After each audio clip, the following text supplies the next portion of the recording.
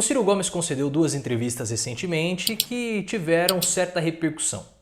Uma foi para o Datena, que repercutiu muito por conta da fala dele sobre o Flávio Dino e também sobre o Guilherme Boulos, mas uma entrevista menos importante do que a entrevista que foi concedida hoje para o Leonardo Sakamoto do UOL. Talvez pelo fato dela ter sido hoje, ela não repercutiu tanto, mas uma entrevista muito mais importante, porque ela já começa a demonstrar quais vão ser os caminhos e as ideias do Ciro Gomes para 2022. E agora tudo começa a ficar bem mais claro para todos nós com relação aos planos do Ciro Gomes.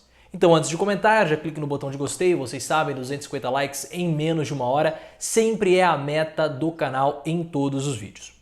Como a entrevista da Atena é menos importante, eu só quero fazer um en passant com relação aos pontos que geraram mais polêmica, quando ele falou que o Boulos era uma opção viável à esquerda para a esquerda radical, e aí isso provocou uma revolta. Ah, porque eu estou chamando Boulos de radical? Bom, se a esquerda não pode ser chamada de radical, uma parte dela, então pode fechar e virar tudo centro. Não faz sentido não ter uma parcela radical da esquerda. Eu vejo essa inquietação das pessoas uma grande bobagem. O Boulos mesmo deveria, na eleição em São Paulo, ter assumido, sim, eu sou radical porque eu vou a fundo nos problemas, eu resolvo, tem que ser radical mesmo, porque se for ficar nesse marasmo que é você, Bruno Covas, os problemas de São Paulo só vão aumentar. Boulos não soube entrar nessa retórica, acabou querendo dar uma apaziguada, amenizada no discurso e perdeu a eleição com 20 pontos, apesar de ter sido uma boa campanha, mas perdeu com uma vantagem grande de 20 pontos percentuais. Então isso foi uma bobagem aí que o pessoal ficou implicando com o Ciro Gomes. E o Ciro disse que o Flávio Dino perdeu completamente a noção da realidade, porque o Flávio Dino foi votar domingo com uma camiseta escrito Lula livre. E assim, pessoal, o Flávio Dino, ele não é um político como o Fernando Haddad, que não tem cargo nenhum e é do PT. Ou a Marina Silva, que também não tem cargo e é de um outro partido. O Flávio Dino, ele é o governador do estado do Maranhão. E um governador tem que se comportar como governador e não como um militante político. Ainda mais de uma outra figura que nem é do mesmo partido dele. Então, de fato, o Flávio Dino perdeu a noção da realidade. Claro que ele fez isso para dar um afago no Partido dos Trabalhadores, porque o Flávio Dino quer se colocar como sendo alguém viável para 2022. Ou com uma cabeça de chapa, talvez até como um vice-candidato, podendo ser o vice do Haddad, da mesma forma que foi Manuela Dávila, e Manuela Dávila é do mesmo partido do Flávio Dino, ambos são do PCdoB.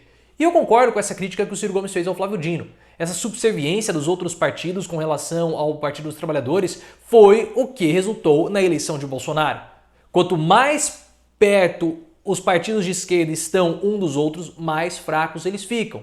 E eu concordo com o Ciro Gomes quando ele fala que o PSOL deu essa opção, o Guilherme Boulos deu essa opção para que o jovem possa se identificar com os partidos de esquerda, o jovem mais radical. Eles têm agora essa opção no PSOL. Então foi algo interessante, pertinente que o Ciro Gomes falou e eu concordo com essas duas falas dele. Mas isso é bobagem, tá? O que vale mesmo é a entrevista para o Leonardo Sakamoto e o que ela tem de tão importante, as estratégias de Ciro Gomes para 2022. Vocês sabem, eu tenho repetido exaustivamente que eu não vejo o Ciro Gomes prosperando eleitoralmente sem o apoio do Democratas. E mais recentemente começou a surgir um outro partido alternativo ali da centro-direita ou do centrão, como vocês queiram chamar, para ser esse grande braço de apoio do Ciro Gomes, que é o PSD, o partido de Gilberto Kassab, o partido do Alexandre Calil, que foi reeleito prefeito de Belo Horizonte no primeiro turno com uma vantagem esmagadora dos votos. E o Ciro Gomes deu ali mais detalhes sobre os seus planos políticos e as suas articulações para 2022. Hoje, o grande parceiro do Ciro Gomes é o PSB. O PSB, junto com o Ciro Gomes, eles conseguiram eleger alguns prefeitos e em algumas capitais muito importantes, como no caso Recife, é uma aliança do Ciro Gomes com o PSB.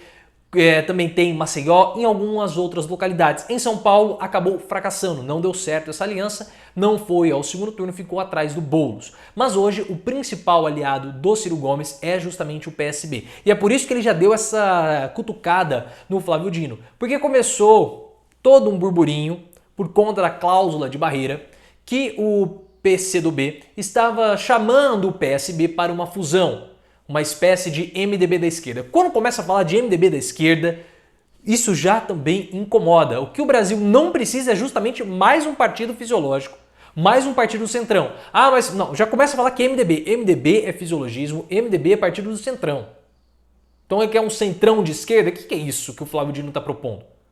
E esse partido poderia até mesmo ter o Marcelo Freixo insatisfeito com o PSOL. Isso começou a ventilar, a borbulhar nos últimos meses. Ele poderia ir para esse partido, que seria a fusão do PSB com o PCdoB. Se essa fusão sair do papel, o PSB sai do apoio ao PDT e, claro, Ciro Gomes fica enfraquecido. Então, Ciro não pode perder o apoio do PSB, porque tem capitais importantes, como no caso Recife, e o Ciro ele precisa expandir as suas extensões eleitorais para além do estado do Ceará. Recife, Alagoas, outras cidades, outras capitais, outros estados, claro, são muito importantes.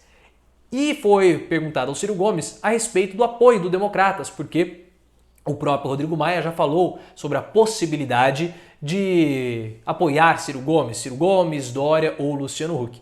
E aí o Ciro foi muito coerente e muito realista. Ele falou assim, olha, eu não acredito, eu não espero que o Democratas vá me apoiar. Porque hoje o Democratas ele é vice do governo de São Paulo. O vice do João Dória é do Democratas. Então se o Dória sair para disputar a presidência, o Democratas assume o governo. Então eu não acredito nesse apoio. Se eles forem apoiar alguém, é muito possível que eles acabem apoiando justamente o João Dória, porque eles já possuem uma parceria mais duradoura. E o próprio Democratas deu a entender que esse será o apoio. Mas claro que temos que ver como vai ficar a questão do Luciano Huck, o Sérgio Moro e do próprio João Dória para 2022.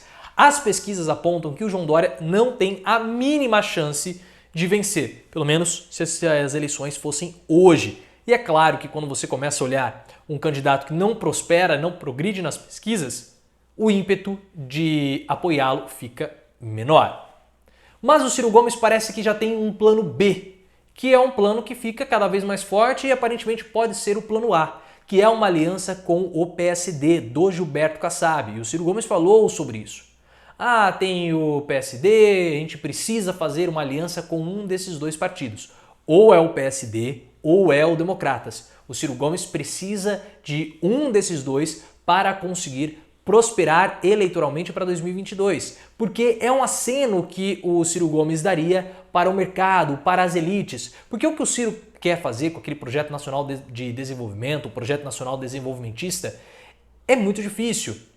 Porque além de ser praticamente, em efeitos práticos, praticamente em termos de praticidade, ser difícil realizar, ele precisa convencer a burguesia nacional a apoiá-lo. A burguesia nacional é essa financiarizada. Como que o Ciro Gomes quer aparentemente retroceder? O mundo está se financiarizando e ele quer industrializar o mundo. Então é complicado essa situação do Ciro Gomes, esse poder de convencimento dele com relação a esse projeto que ele já fala há um bom tempo. Trazer o Democratas ou o PSD poderia ficar mais factível, mais crível para convencer a burguesia nacional, ou pelo menos uma parte dela, a apoiá-lo. E nós já tivemos uma certa história com a possibilidade do próprio Calil sair como vice do Ciro Gomes. Eu não sei se você viu a entrevista do Calil para o programa Roda Viva ontem, eu preciso fazer um comentário sobre isso.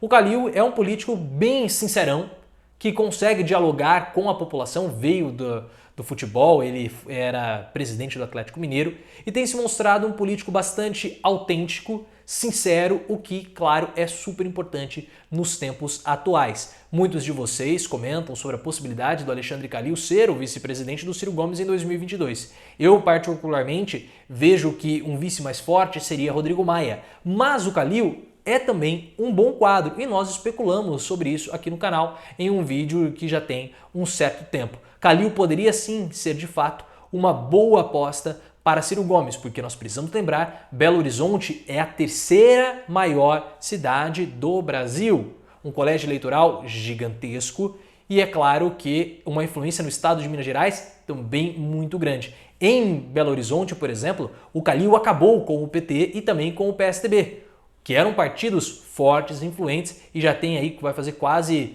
5 anos que os dois partidos não conseguem prosperar em Belo Horizonte por conta da grande popularidade do Alexandre Calil, que seria, claro, um bom nome para o Ciro Gomes.